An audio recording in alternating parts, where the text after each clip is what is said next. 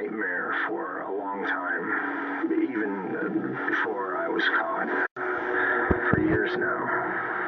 Obviously, my mind has been filled with gruesome, horrible thoughts and ideas. A nightmare.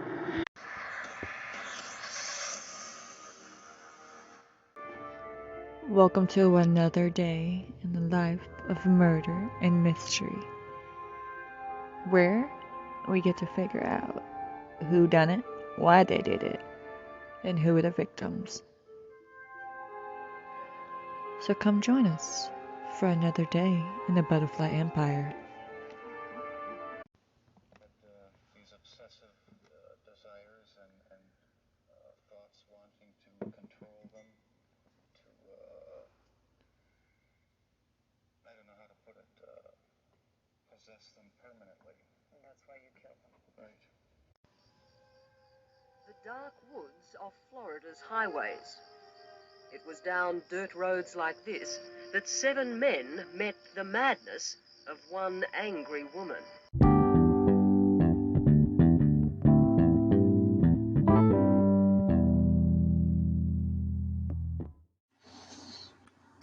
So what exactly is a young man of your background doing here on Alcatraz?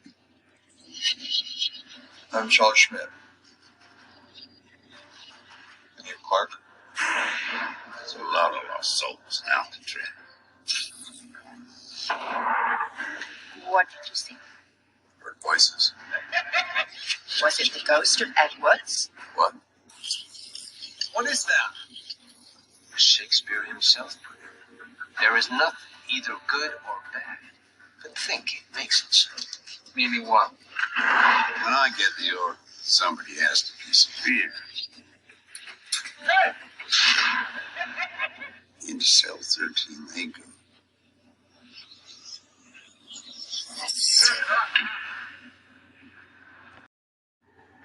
Alcatraz. Is it true no one's ever bust out of here? So they tell me. The most haunted spots in Alcatraz are said to be the warden's house, the hospital, the laundry room, and cell block C, where several prisoners died during the 1946 attempt.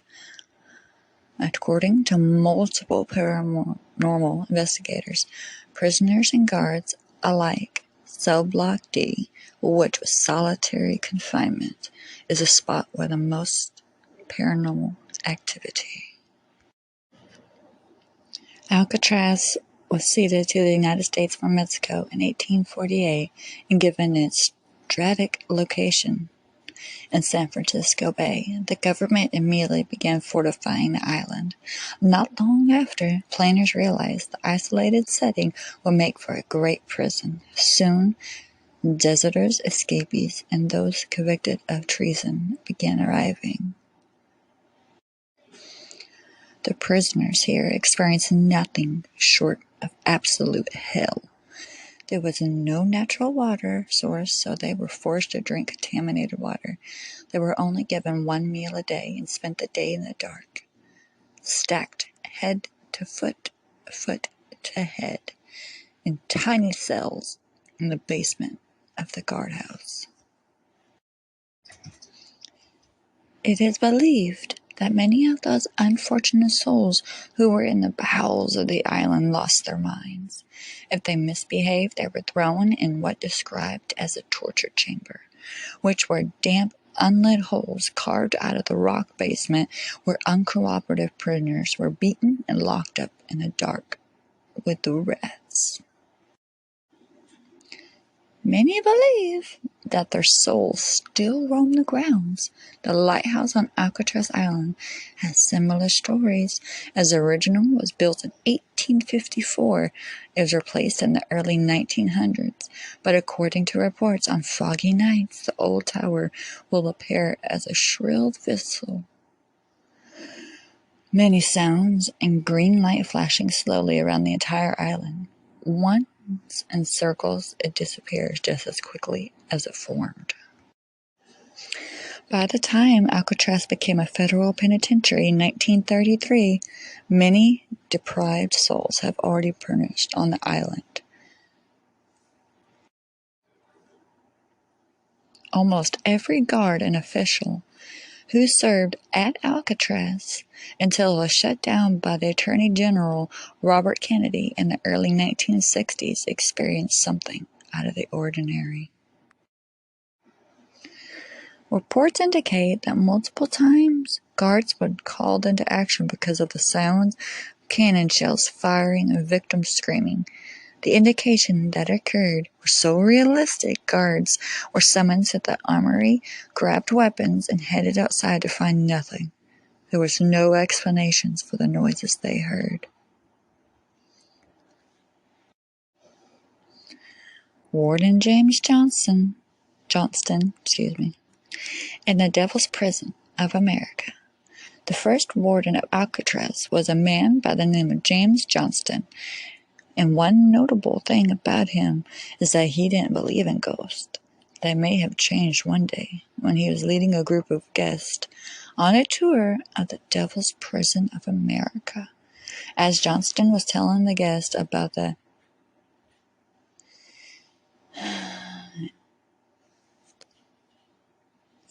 prison, all of a sudden he stopped, and the entire group heard the unmistakable sound of a woman crying. It appeared to be coming from the walls, and all the sounds of crying rose in volume. A cold wind swept through the room. Not one guest took another step forward, and Johnston could never explain why they heard what they heard.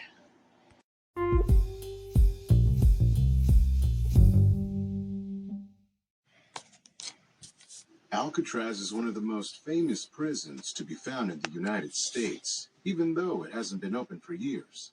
This prison officially closed on March 21, 1963, after operating for more than 29 years.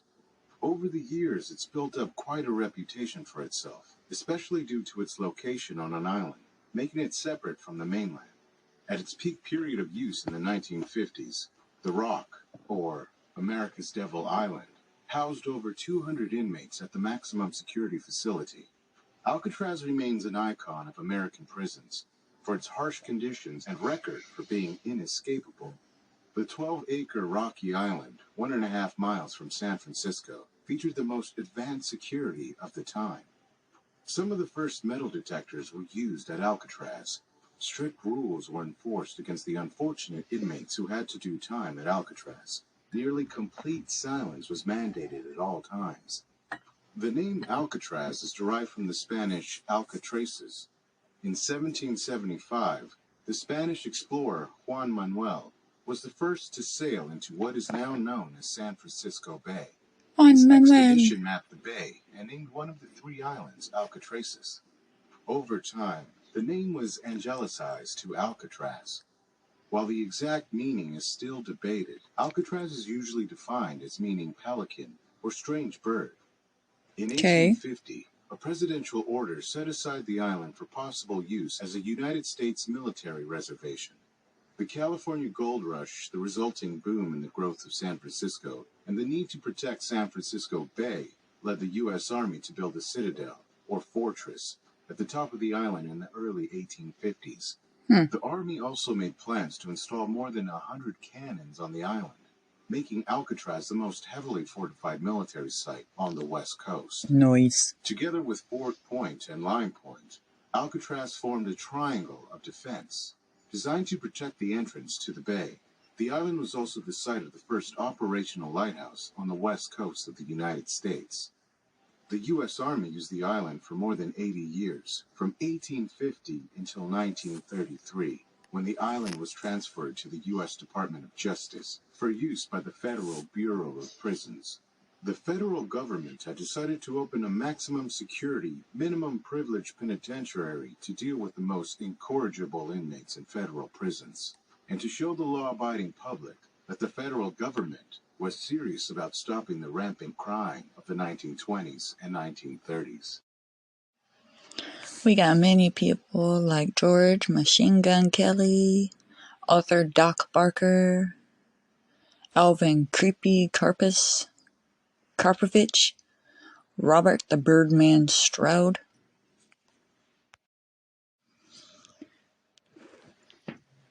Disworth Bumpy Johnson. Those are just some of the few famous inmates that people know about, so. And to show the law-abiding public that the federal government was serious about stopping the rampant crime of the 1920s and 1930s. If a man did not behave at another institution, he could be sent to Alcatraz, where the highly structured, monotonous daily routine was designed to teach. Really, really, really strict daily routine of inmates. 6:30 a.m. morning wake-up bell. 6:50 a.m. inmate count. 7 a.m. breakfast. 7:20 work detail signal. 7:25 inmate count upon leaving mess hall. 7:30 inmate count upon arriving at work detail.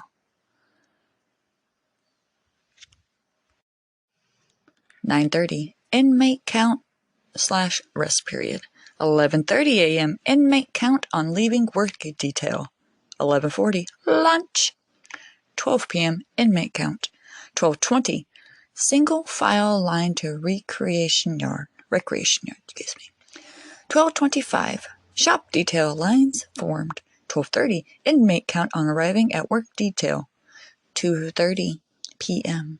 inmate count / rest period. 4:15 p.m. inmate count on leaving work detail. 4:20 inmate count on arriving at mess hall. 4:25 supper. 4:45 return to cells. 4:50 final lockup. 5 p.m. inmate count.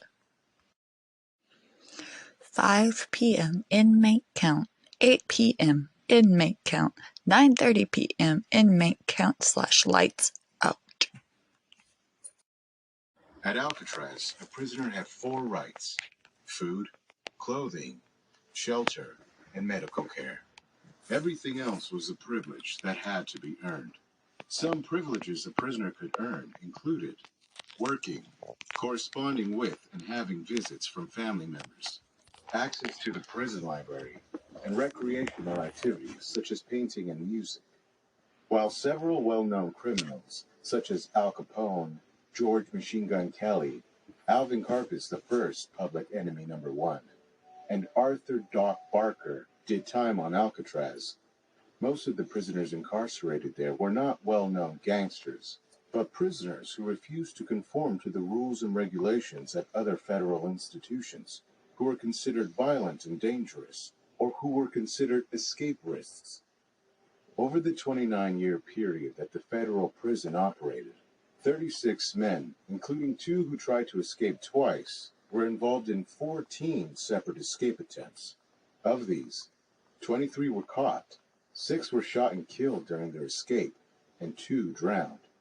2 of the men who were caught were later executed at the California State Prison at San Quentin for their role in the death of a correctional officer during the famous May 2nd to 4th, 1946 Battle of Alcatraz escape attempt. Officially, no one ever succeeded in escaping from Alcatraz, although to this day there are 5 prisoners listed as missing and presumed drowned. One of the many myths about Alcatraz is that it was impossible to survive a swim from the island to the mainland because of sharks. But there are no man-eating sharks in San Francisco Bay, only small bottom-feeding sharks. The main obstacles were the cold temperature, the strong currents, and the distance to the shore. The federal penitentiary at Alcatraz was shut down in 1963 because the institution was too expensive to continue operating. An estimated $3 to $5 million was needed just for restoration and maintenance work to keep the prison open. That figure did not include daily operating costs. Alcatraz was nearly 3 times more expensive to operate than any other federal prison. Furthermore, the isolated island buildings were beginning to crumble due to the exposure to the salty sea air. During nearly 3 decades of operation, Alcatraz housed a total of 1,576 men, In March 1964, a group of Sioux claimed that the island belonged to them due to a 100-year-old treaty. Their claims were ignored until November 1969, when a group of 89 Native Americans representing the American Indian movement occupied the island. They stayed there until 1971, when AIM was forced off the island by federal authorities. Alcatraz Island became a Park Service site in 1972, and the doors were opened to the public in 1973. After its closure and before it officially became a tourist attraction, the island was abandoned. There were many proposals.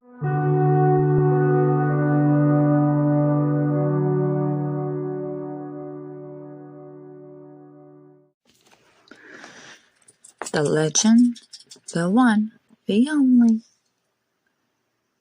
Al Capone. Warden Johnston was peppered by questions from reporters the moment Big Al arrived at Alcatraz Penitentiary in 1934. Rumors had it that Capone was still able to manipulate guards and run his racks from behind bars, and that's why he enjoyed luxuries such as radio. In cell 181, his home was the only cell at Alcatraz that was carpeted. Which also got me thinking, pretty much. It's also in Hot Springs, Arkansas, at a hotel, the Arlington. And pretty much he had underground, like, it's not a cave, more of a tunnel, where he had all his old mob boss cars and all that stuff. So they're still there to this day, and some has been found, and some are just gone.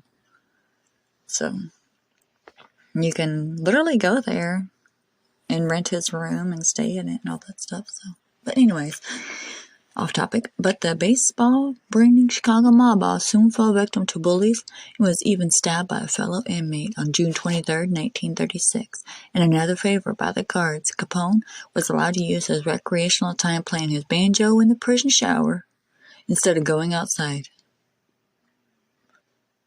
Sorry, weird thoughts came in my head. Ugh. This is where the legend of Al Capone at Alcatraz starts. Now we got the history of him being there. Now let's talk about the ghost of Al Capone. Capone couldn't risk spending his 1 hour of free time in prison yard, as the threat attacked was too great. Instead, he spent his days in the shower room, twanging his banjo.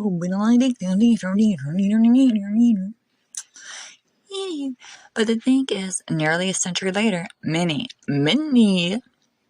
sources have reported hearing banjo music coming from the prison shower room.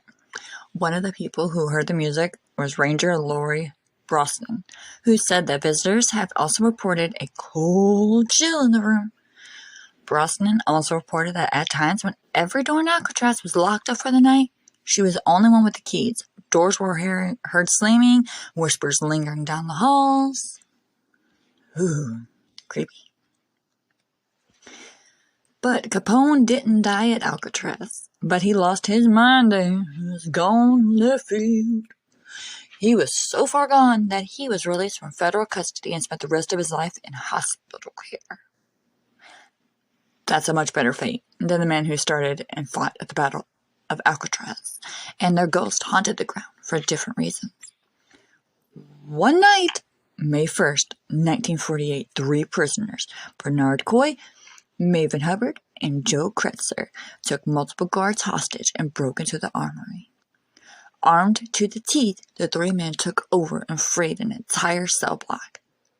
But when their key to the outside didn't work, they became trapped, and they decided they're going to battle it out with whomever or whatever came their way. Oh, but don't get me wrong, the Battle of Alcatraz got real nasty. Coy, Hubbard, and Kretzer were joined by 2 more inmates, and soon they had as many as 14 guards as hostages.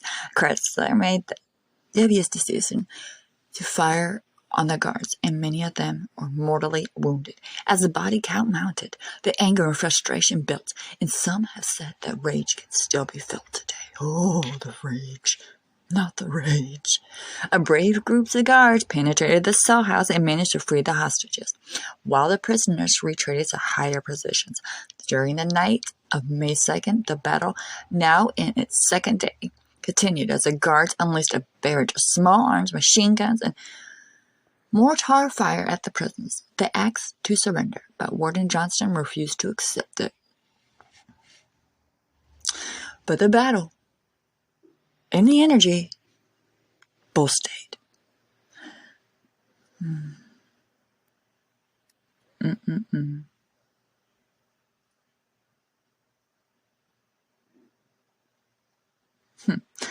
So I'm looking at this picture, man. It's a picture of Warden E.J. Miller, who was wounded in the exchange of gunfire with the inmates. Apparently, a gas billy club exploded in his face when it was shot while in his hand. On the third day of the battle, Warden Johnston had had enough and brought it to the U.S. Marines. A barrage of heavy weapons killed all 3 of the inmates, and when it was finished, another 2 prison guards were dead and 14 wounded. In 1982, a reporter named Ted Wygant, who was a skeptic of paranormal activity, spent the night in the corridor where 3 men died. He said it felt inexplicably angry and the urge to shoot someone, saying their energy lingers in the hall.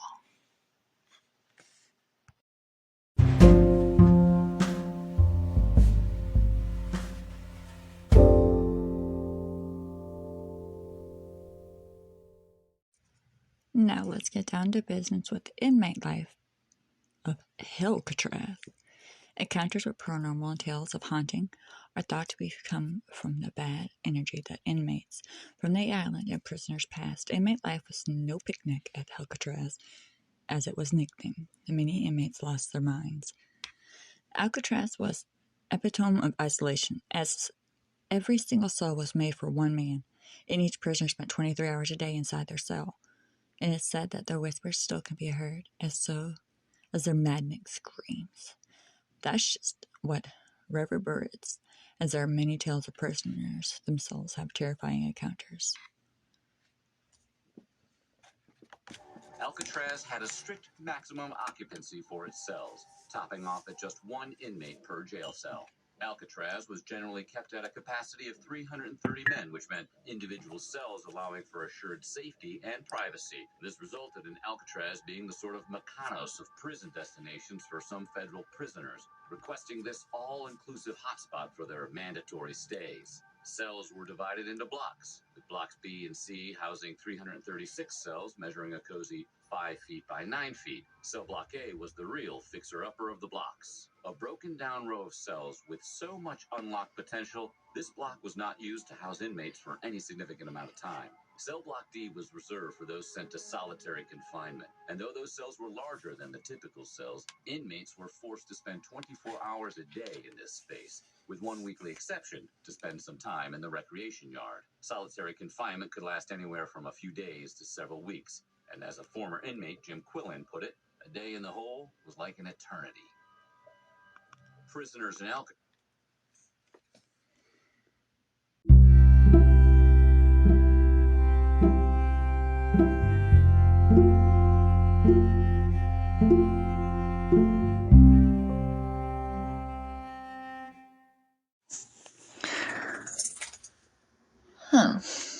Paranormal investigations. With all these reports of the paranormal, there has been no shortage of investigators who try to initiate contact with the other side. One such investigator was a writer named Michael Corey, and not only did he claim to have established connection, but he said he had an entire conversation with the ghost of a former inmate. The man told him that he had been beaten, had his legs broken, and was placed in solitary confinement. Another investigator, a psychic, who the LA Times reported on, and says she unexplicably started speaking German in a child's voice while in the Alcatraz hospital. She said that Alcatraz was frequently there by spirits. Okay, the bear man of Alcatraz. If Robert Stroud looks scary, that's because he is. In 1942, while at Alcatraz, he was diagnosed as psychopath. Hopefully y'all know the difference between psychopath and Can't think of the name. Fuck it. Sociopath. There we go. That's the other one. In the same meeting, score 112 IQ. He murdered at least 2 people, but while serving a life in prison, he noticed a nest with 3 injured sparrows that he took in to nurse them back to health. Soon, Stroud had 300 canaries in his cell and even wrote a book called Diseases of Canaries. The guards hated his birds, so Stroud was transferred to Alcatraz, where birds flying in and out of his cell was not only against the rules but nearly impossible. In 1994, that's why it's called the bird. Okay. One moment. A couple visited his cell and said they heard canary noises and saw Stroud reading a book on his bed. The ghost woman of Alcatraz? I never read of any women in there besides, guards and stuff. Weird. Visitors have reported many encounters with the paranormal, and while some may only be in the eye of the beholder, others actually have photographic proof. In 1814, a British couple named Sheila Sillery Walsh and Paul Rass from Birmingham, England, snapped a picture of a ghost while taking a guided tour. Sally Walsh was taking pictures with her iPhone and non-characteristically took one of the door. Then she looked at the picture she had just taken, and the photograph revealed a ghost woman. I have no logical explanation for the girl in the picture, she said. I'm baffled by her. It's funny because she's staring right at the camera with a knowing look. I'm looking at this picture. Okay, yeah. I sort of see it now. Like, whoa, crazy.